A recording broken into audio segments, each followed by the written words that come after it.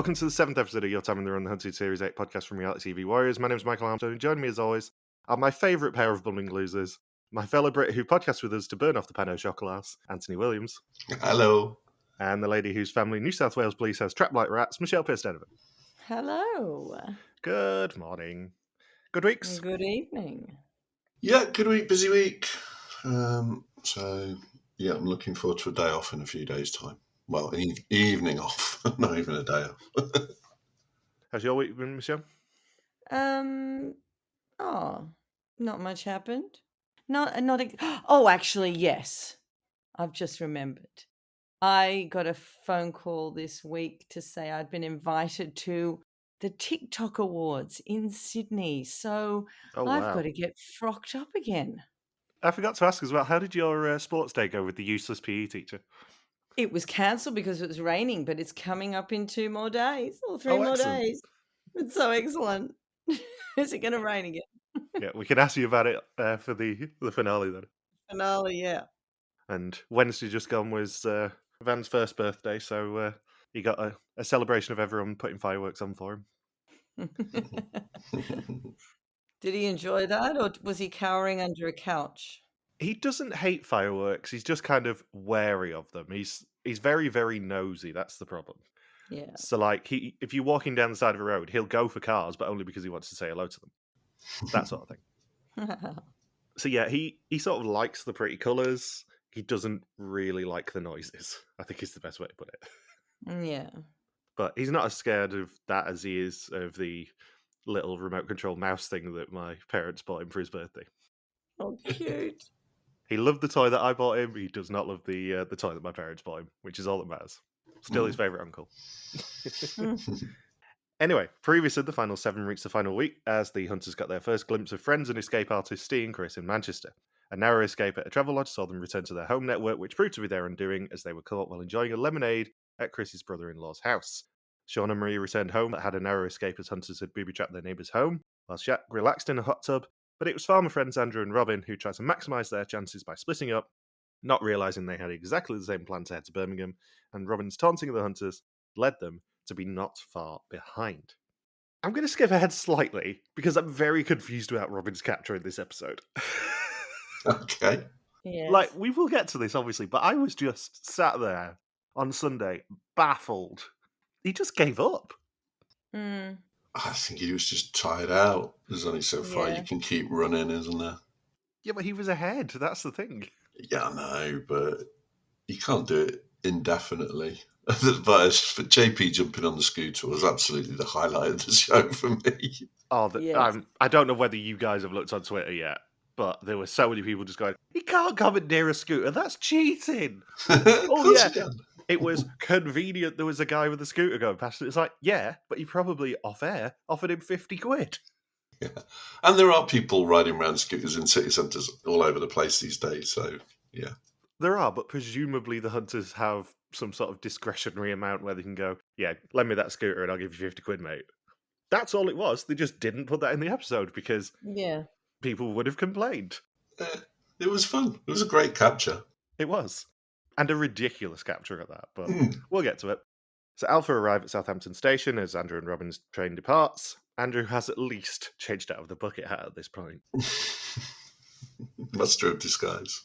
And the train has an awful lot of stops, so it's a spectacular choice from both of them.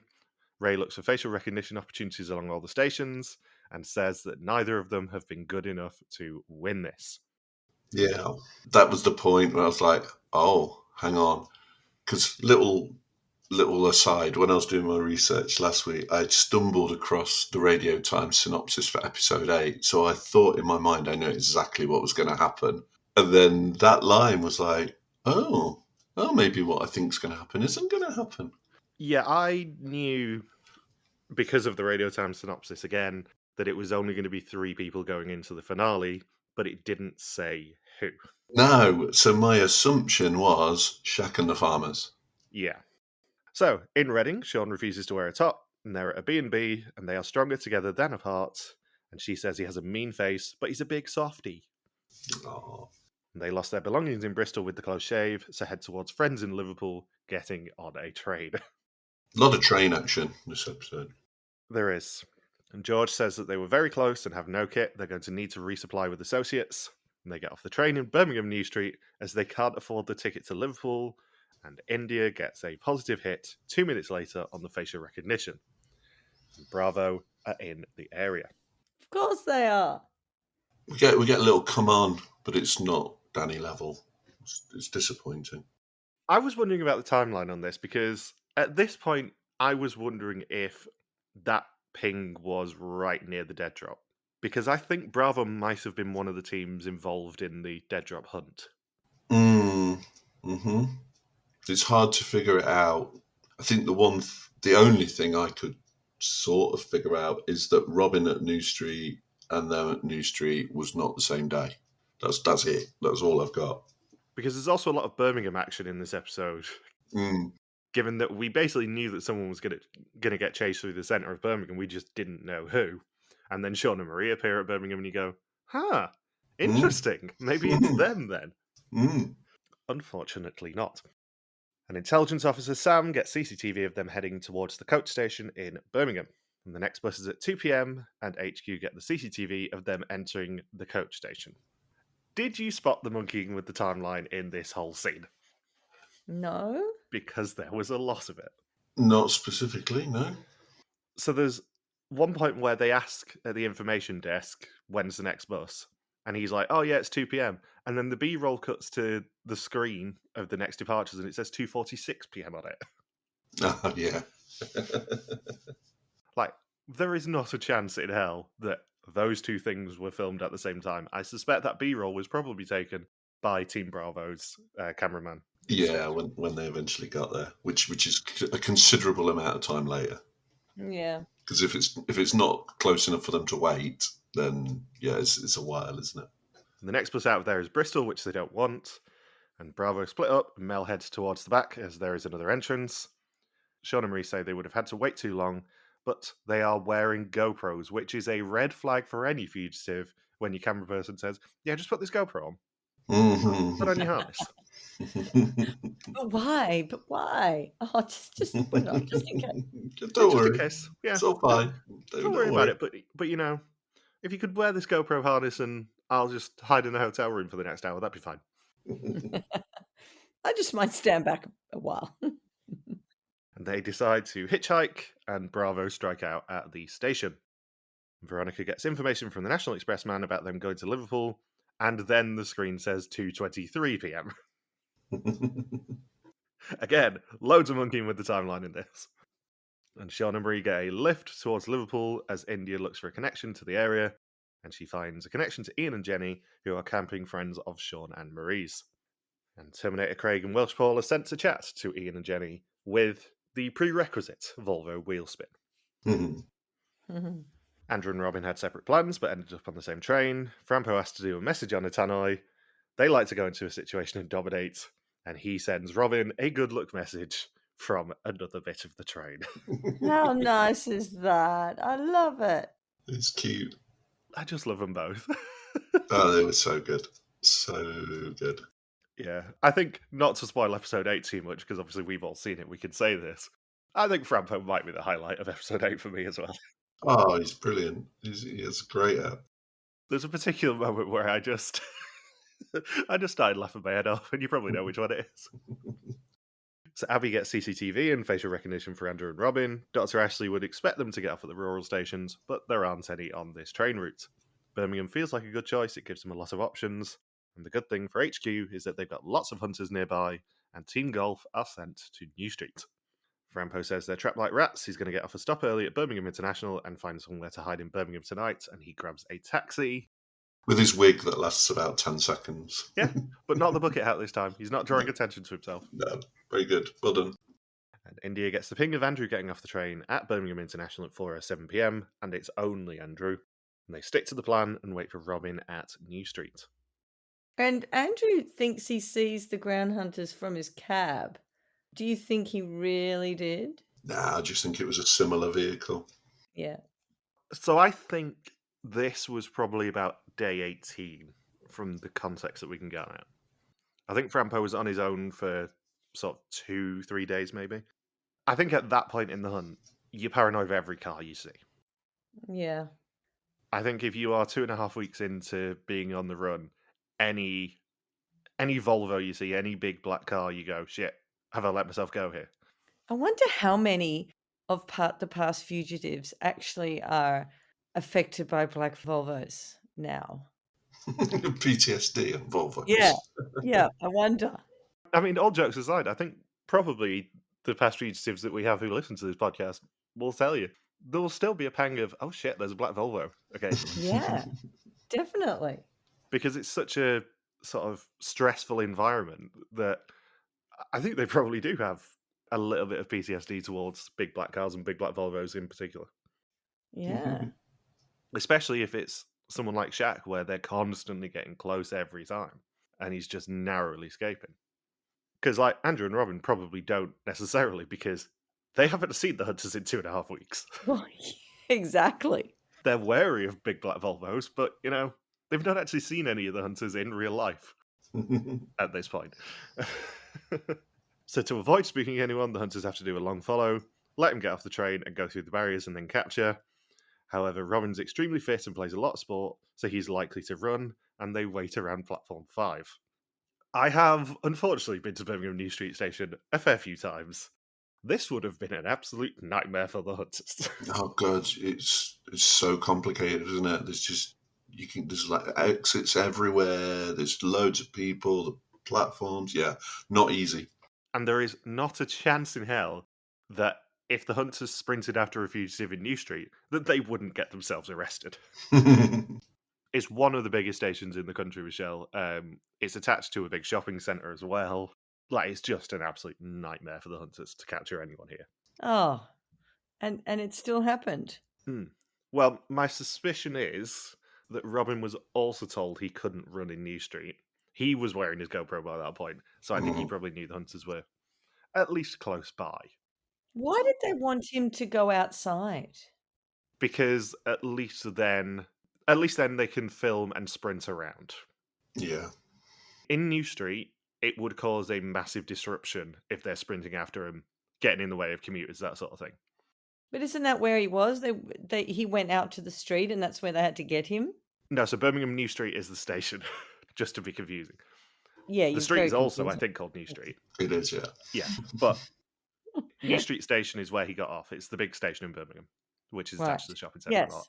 I just thought it was really weird that they could have caught him in the station, but they were waiting till he got to the door. I wondered if there was something ulterior about that, but obviously. Yeah, I think, like Michael said, it would just cause such a major disruption and incident, and people would be freaking out. And people are on high alert all the time, aren't they? Especially at transport hubs. So you see someone wearing black with body cams running, they're not going to assume it's a television program. Let's put it that way. No. Yeah. And I wonder whether it had something to do with filming permits as well. Yeah, maybe. It would be very difficult for them to get a proper filming permit in New Street, as opposed to just being able to film on the street where they wouldn't need permission, necessarily.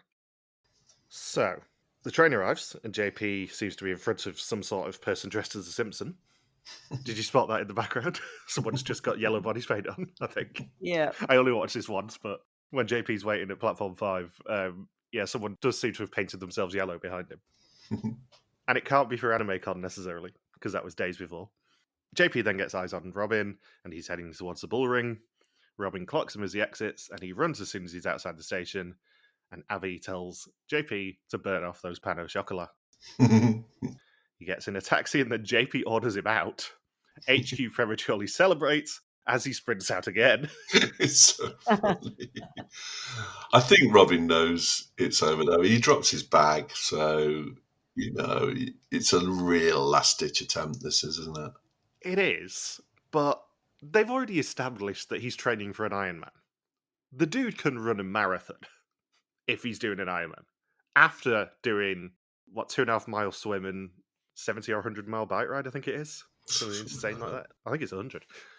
Like, the dude's very fit if he's training for an Ironman. He just kind of shrugs and gives up in a doorway. And I get that he's probably gassed out by that point, but find somewhere to hide. Don't, quote unquote, hide in the doorway of a calf. as he does. Just going, yeah, you got me, I guess. It just, after 6.5 episodes of seeing them be very, very, very, very good at this, it's just a bit of a damp squiff ending for Robin. Because he just kind of shrugs and gives up. Or that's what we see. Yeah, I think there was an air of inevitability. As soon as he saw someone at the station, he's like, where am I going to go? You know, we've said this before. By the time you see a hunter, you're already done, right? It's game over. Yeah, I think if he had got himself into a taxi proper, he would have been away. They might have got his bag, Yeah. but I think that probably was the best tactic, is just find an alleyway, find a way to get to a taxi, and get the hell out of there. Yep. And I think he just kind of gave up a little bit. And no criticism with that, but after such an impressive 6.5 episode run, and I mean, it's the first time we've ever been talking about an episode 7 for the UK one. Yeah. It just feels like a very anticlimactic ending for him. Yeah, you know. JP was a scooter boy. He said, see you later, boy. He said, see you later, boy. I think you're fine. I'm impressed. So they need Pembe to cut him off. She gets the vehicle. JP borrows a lime scooter, which again feels like cheating. And Robin just weirdly gives up in the doorway, and his time on the run is over. And Ray says that he had a good run for his money, and he has every faith in Andrew. I had really good vibes at this stage for Frampo. Yeah, so do I. Really good. Yeah. No spoilers for next episode, but No. you know, again, interesting. Yeah. There's life in the old dog.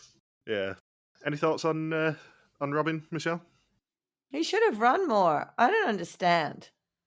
Why did he get out of the cab as well? Just because they tell you to get out of a cab doesn't mean you get out of a cab. Well, What? this kind of plays into something that I'll mention in episode 8, but I think there might have been a rule this year that if a hunter gets to your car and tells you to get out, you've got to. I mean, what was he going to do? The cab driver's not going to run him over, is he? No. But I think especially having seen episode 8 as well, where something similar may or may not happen, I think there may have been a rule that if the hunters catch up to your car, you've got to get out. Whether you then do what Robin did and sprint out afterwards is another story, but I think it's a great tactic for him to just sit in the back seat of a cab for a minute and get his breath back, though. Yeah, that's a good idea. I will give him credit for that. Like, even if it was just I just need a breather thing, like, that's genuinely a very good tactic. I was quite impressed that he got out and sprinted away. Like, the hunter should have been right there with the door next to him, and it didn't matter. He was gone. So, HQ then refocused on Shaq. They thought he was a class clown, but he's very smart. He's massive on trust and loyalty, and he will feel safest in Croydon, unlike most people. He's in Enfield picking strawberries, and he's taking his braids out, which, again, is going to cause real continuity issues in the next episode. Being on the run has taught him loads. He's built and made relationships with strangers. And if this wasn't a massive neon sign that he's going to get to the end, I don't know why. I don't know what is. Yeah, absolutely. Yeah. As much as we're trying not to spoil the ending of this series, if you don't know Shaq's going to make it to the end by this point. Yeah, you're not watching the same doing very shows. well. Michael, you cannot watch shows in advance because you are very bad at doing the podcast and not giving away to the next episode. I've noticed now you've said something like 3 times. You need to reel yourself back in, love. You keep doing it. Stop it. Michelle, you have not listened to Bit of Historians if you think that I spoil things prematurely. Well, if you do something that's 10 years old, okay, but this is literally a week old and you can't do it. I am very, very good on Bit of Historians of not spoiling future things, despite Logan's complete idiocy when he suspects people. And I say that with the most amount of love if he ever listens to this, but he's terrible at suspicions on Historians at the moment. Spoilers for next year's one. In his defense, Michelle, when I watched this live, I was like, yeah, we've been right about Shaq most of the way through this. Yeah, even if I hadn't watched episode 8, I would have still been going at that scene. Yeah, Shaq's winning, isn't he? There's not a chance. Yes. So he's in Enfield picking strawberries, as I said. Terminator Craig and Welsh Paul head to the Penningtons, and they are not home. They ask next door, and it's a negative, but Craig places a sentry cam. And Sean and Marie are hitching a ride with new associate Joe, and they are 10 minutes away. They don't want to visit the Penningtons' home, but visit Jenny's salon instead. She's left them a note saying her doorbell has been going nuts, and she suspects that the hunters have planted something. And finally, we get a piece of surveillance that helps the fugitives. Yes. All the time we've been going, it's always helped the hunters, and now a Ring doorbell has helped a fugitive. Hurrah! No, this show is completely fake, and it's biased towards the hunters, even though, they've only won one civilian series. I mean, it's just such a fake, terrible program at this point. You guys need to look at the Twitter. They were so irritating me. I know you know what I said at the end, but they were just getting on my tits. It was still. I basically stopped now. The best thing about that tweet that I sent out was the fact that Dr. Ashley actually liked it. It's like, yeah, at least I got the hunters on side. So Sean and Marie head off, and they don't know what they're going to do. And they head to Chester and lay low at Joe's house. They are gutted, they cannot contact anyone, and they can't make any mistakes, and they don't have any money. And Marie suggests that they split to make it more complicated for the hunters to catch them. She's going to head north, and he is going to head south. I find it a bit odd that it was Marie's suggestion, having had all the footage of I can't do this on my own, Sean's my rock, I'd be completely lost. And then suddenly, out of nowhere, she's like, yeah, I think we should split up. Do you think that at some point there is a suggestion of splitting? What, you think they suggested it earlier? Yeah, I'm thinking from an Andrew and Robin point of view as well, because their split came quite abruptly as well. Not to the same extent as Sean and Marie, because we didn't have 5 episodes of I can't do this without him. But theirs felt very, oh yeah, let's just split then. And then it comes out of the blue with Sean and Marie as well. Yeah, it did seem odd. We've definitely had more than we've ever seen before. And I don't know, maybe it was just a little word in their ear. It might be quite interesting. I don't know. Yeah. I mean, I think it's the smartest thing to do when you're near the end, so that one of you can at least win the money. Yeah, I wonder whether I'm not sure whether it's an actual rule that, yeah, you've got to consider splitting by day 18 or whatever. But it may just be that people have cottoned on to it being the best tactic. Yeah. And going, actually, yeah, if people split up, it makes the hunters' lives harder and we've got a better chance of winning than if we stick together. And we know that, off air and out of hours, they build a relationship with their camera operator, don't they? So it could be that they have a little conversation, production talks to the camera, and they're like, hey, look, getting near the end. Have you thought about this? What are your plans? Are you going to stick together? Are you going to split? And just sort of plant the idea. That wouldn't be difficult, would it? Yeah. Because it is better for one of you to win than neither of you to win. Absolutely. And, as soon as the extraction point becomes clear, then two of you heading towards it is just more obvious, isn't it? Yeah. I know we'll get into this next episode, but I do wonder about the logistics of, say, Andrew and Robin sticking together and getting the extraction details. Would they both have had to go home? It's not so bad with Sean and Marie, because obviously they live in the same place, but Andrew and Robin definitely don't. Interesting. But we'll talk about that next week. So he says pre-hunt that she's very organised and he just leaves her to it. He manages to get a lift out of Chester and gets dropped off at Heald Green Station. New associate Anna books a ticket on her phone for him, and Sam gets the ping because he used his card. HQ can track both the phone and that ticket. Oops. Yeah, at this point, I think it's rip, Sean.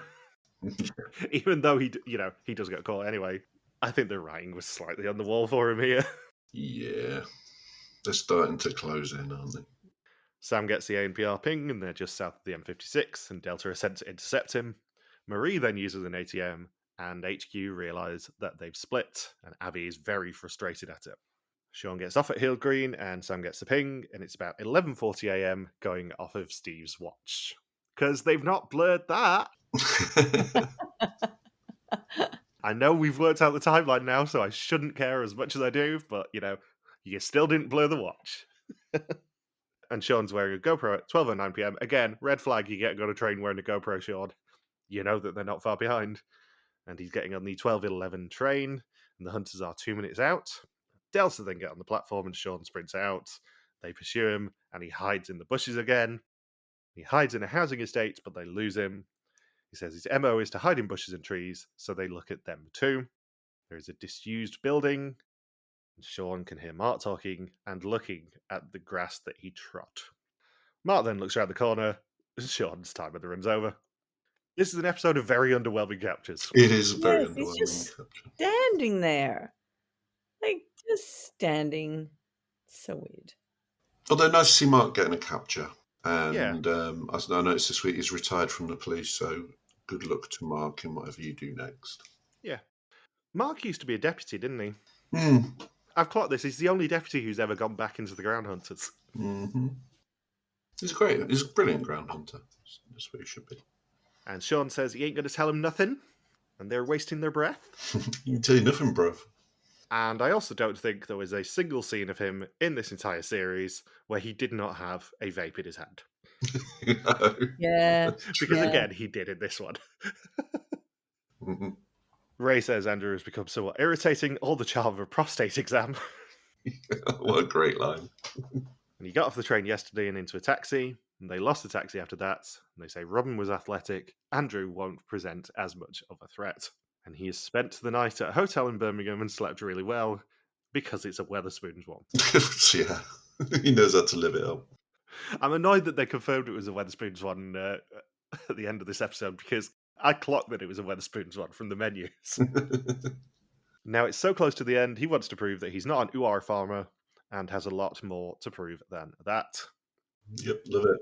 Puts his mirror shades on so he can fit in with the crew in West Side, Birmingham. I know we talk about Hunted All-Stars and all that, but I would quite like to see Frampo and Robin back. Oh, God, yes. Yes. I think they're full of personality. So last night he borrowed a phone to call his niece's husband, who got up at 4 a.m. to drive him back. He's changed his look by changing his shirt and fitting in, wearing his hat backwards. Nailed it. He says he wants to send a social media message to his family to tell him that he's thinking of them, which makes this June the 20th, because the tweet's still up.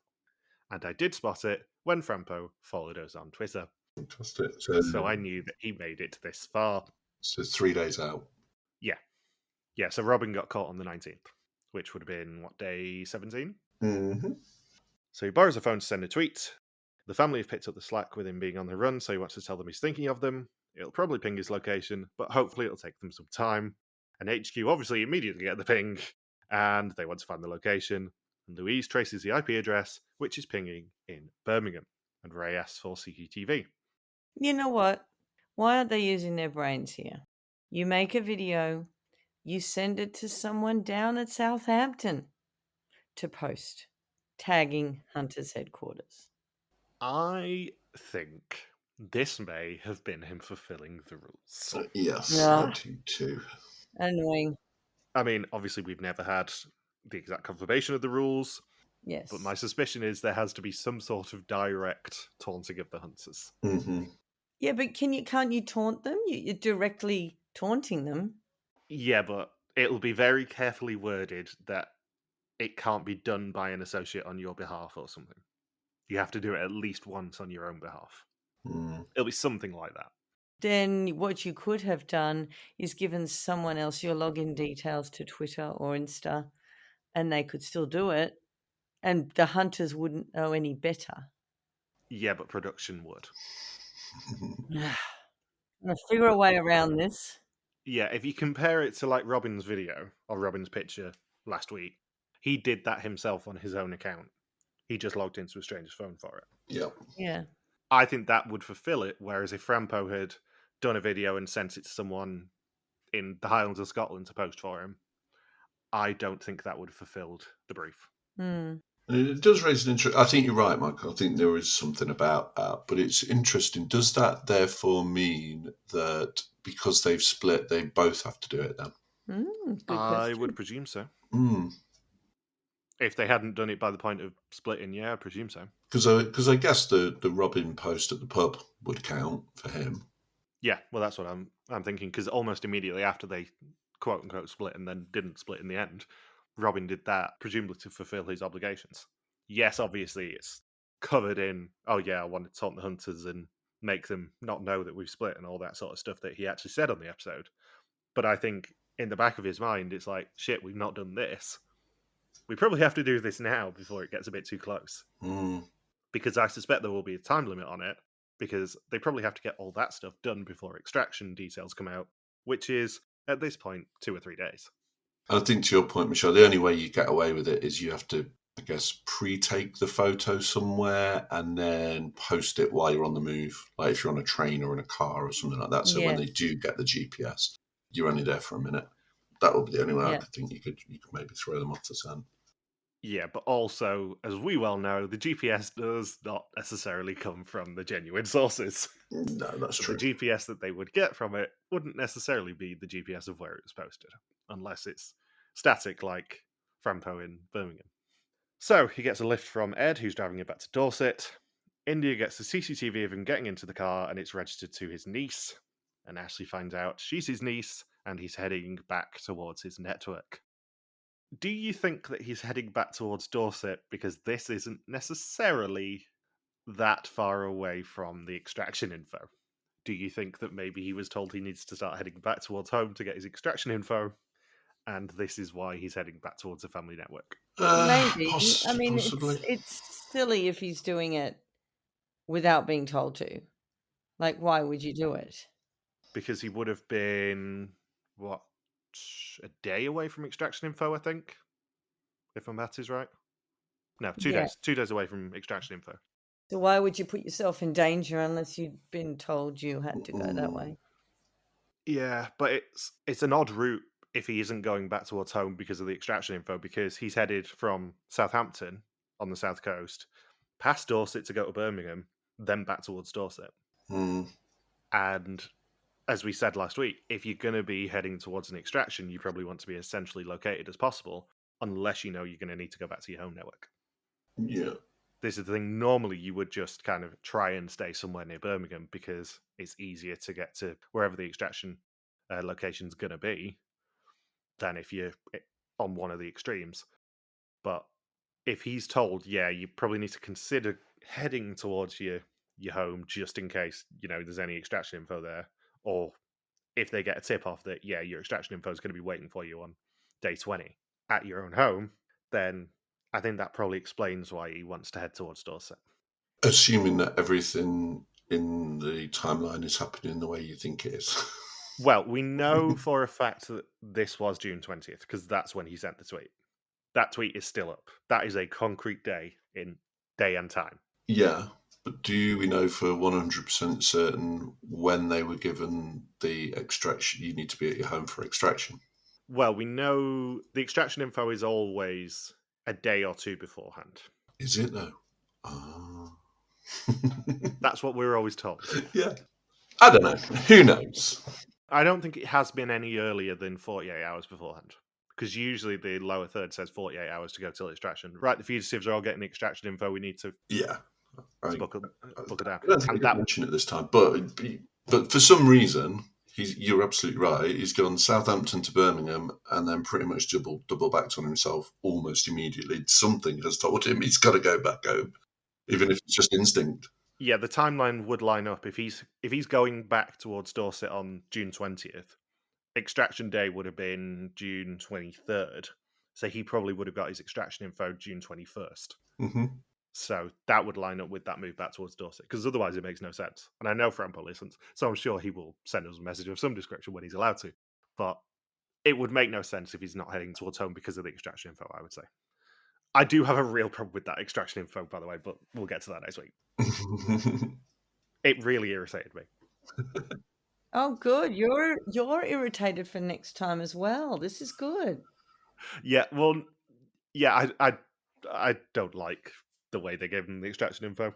It had a fun consequence, but I don't like the way they did it. So India gets ANPR and it's pinging towards Cheltenham. Andrew looks for a place to sit tight and keep an eye on the hunters, and Ed drops him off at his friend JP's farm. He says it's nice to be back milking, but he doesn't want to be pissed on.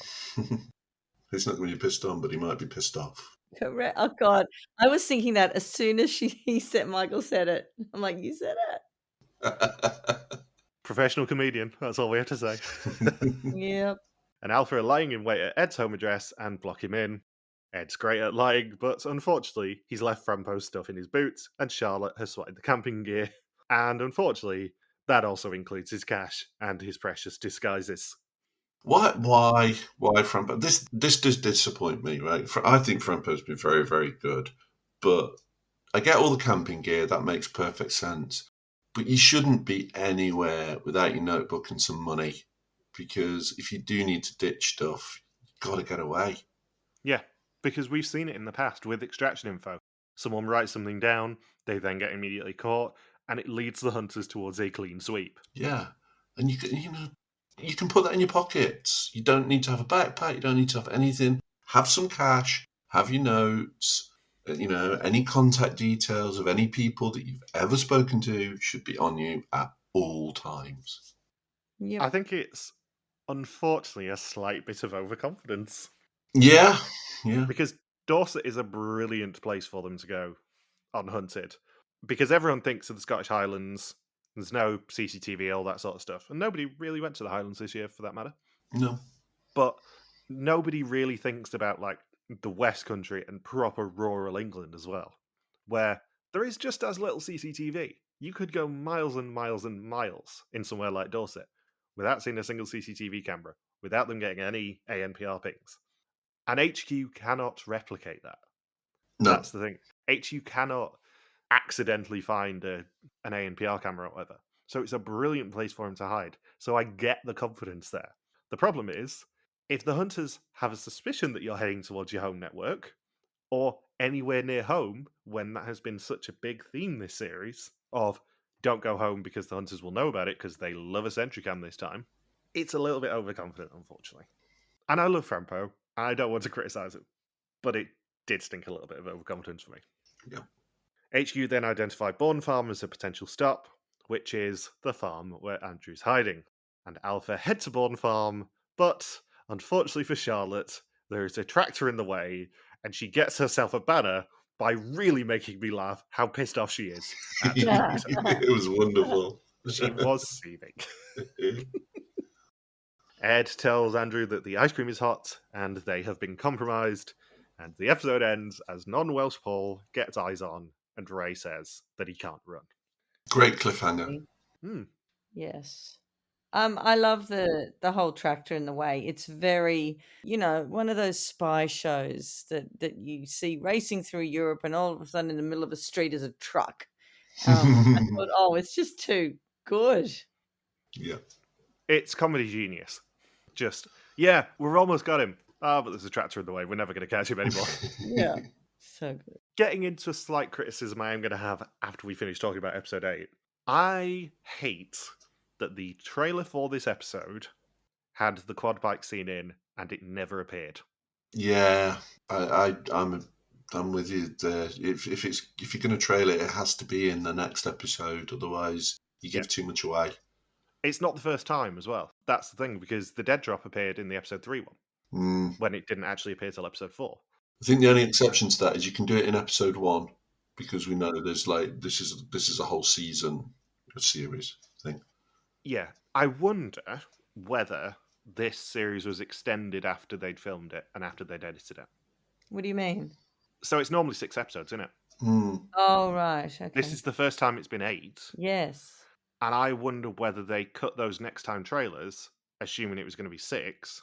Maybe not for this one, obviously, for episode 7, because there wasn't an episode 7.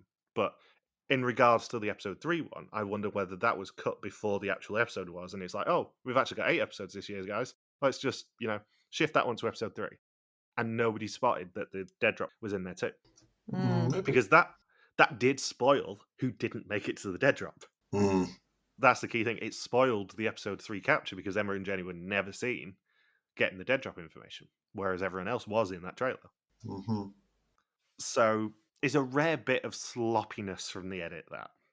But also, this is the second time it's happened now, because we have a scene of someone escaping on a quad bike, and, that doesn't play into this episode, it plays into episode 8. In a delightful way, but that's beside the point. Yeah. So yeah, it's just a rare bit of sloppiness that I do have to draw attention to, because once is kind of fine, that's just, that's just an accident, but twice is a bit sloppy for this show, which is usually very tightly edited and very cleverly edited. It is, and mostly has been. And I was reflecting on this. I think episodes 7 and 8 of this series have been 2 of the best episodes we've had in a long, long time. Yeah, they're both spectacular. Yeah, Because brilliant. I was sat there on the couch on Sunday just going, why would you just give up, Robin? You just kind of shrugged and went, yeah, you got me. Yeah, I really, really. I know we all love this show, but I thought Yeah. 7 and 8 just head and shoulders outstanding episodes. Yeah. Did you cry at episode 8, Michelle, just out of interest? No. Oh, no, because I was still seething from earlier on in episode 8. Okay, fair enough. I was Several just wondering, times. that's usually our gauge of how good a finale is whether Michelle gets a bit teary. No, you see, I couldn't do the teary because I was still seething. Okay. I was still up there. I'm looking forward to the next episode then. We got anything else to say about this episode? No, I'll go good. No. As I say, it really made me smile because I thought I'd spoilt myself by seeing the Radio Times synopsis for episode 8, and so by the end of this, I was like, "Yes, get in." I was wrong. This is so cool. Yeah, I was spending most of episode 7 going, right, who's gonna be the 3? Because surely it's not Sean and Marie. Surely it's gonna be Shaq and the farmers.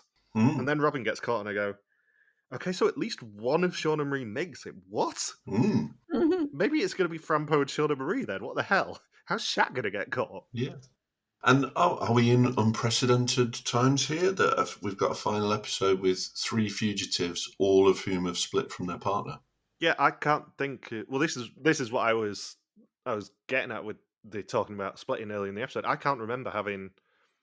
Well, I mean, Shaq and Warren didn't really split. Well, you know what I mean. Yeah. But yeah, I can't think of another time where we've had 2 splits get into the final 3. I don't think we've ever had the final 3 or the finalists all being on their own. No, because even when it's been like the 4-person finals where Rob won, they split it, but the other couple didn't, and they all got to the end together. Yeah, so. Interesting. So, thank you for listening to our Hunted recap. We'll be back this time next week to recap the final episode. Don't forget you can contact us on pretty much every social media platform that isn't TikTok, where we are TV Warriors, but Michelle is going to the TikTok Awards. Or you can email us at contact@rtvwarriors.com. Anthony's on the arse, formerly known as Twitter at Bullsboy. Michelle's Bear 3, and I'm MJ Harmstone. We'll see you next week for the finale, but for this week, your time on the run is over. Bye-bye. Bye.